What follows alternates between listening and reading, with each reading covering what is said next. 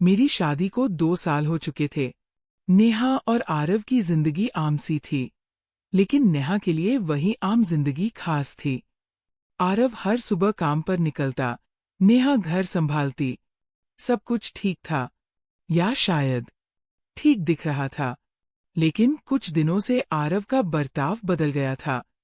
बात बात पर चुप्पी, देर रात तक फोन पर बातें, और हर बार नेहा के सवाल पर बस एक ही जवाब, ऑफिस का काम है, प्लीज परेशान मत हुआ करो। नेहा परेशान नहीं होती थी, लेकिन अब डरने लगी थी। एक सुबह नेहा की नींद जल्दी खुल गई। आरव बालकनी में फोन पर बात कर रहा था, धीमे सुर में, कुछ छुपाते हुए।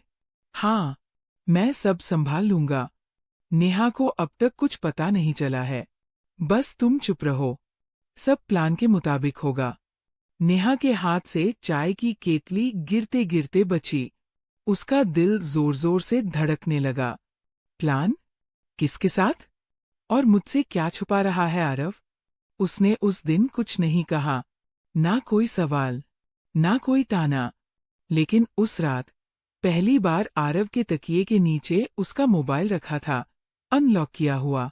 नेहा की उंगलियां कांप रही थीं, लेकिन दिल कह रहा था जवाब चाहिए। फोन खोला और व्हाट्सएप चैट में सबसे ऊपर एक नाम था, आर। बस एक अक्षर। नेहा ने चैट खोली, पहला मैसेज पढ़ा, आई मिस यू टू। कब तक और छुपाओगे हम दोनों को? उसे शक हो जाएगा। आरव, मैं हर रोज उस दरवाजे के पीछे खड़ी होती हूँ। एक बार उसे भेज दो वहां। नेहा की आंखें फटी रह गईं। उसके पैरों तले जमीन खिसक गई थी। कौन था दरवाजे के पीछे? क्या छुपा रहा था आरव? और सबसे बड़ा सवाल, क्या उसके पति की जिंदगी में कोई और है? नेहा का हाथ कांप रहा था। वो मोबाइल धीरे से रखकर उठी और सीधा उसी कमरे की ओर बढ़ी, जिस दरवाजे के पीछे शायद सच बंद था। दरवाजे पर हाथ रखा, और जैसे ही उसने कुंडी घुमाई, दरवाजा खुला, और जो नेहा ने देखा, वो उसकी आंखों पर, उसके भरोसे पर और उसके प्यार पर एक ऐसा जख्म दे गया, जो शायद कभी भर नहीं सकता। अगर आपको ये कहानी दिलचस्प लगी हो, तो जरूर लाइक करें।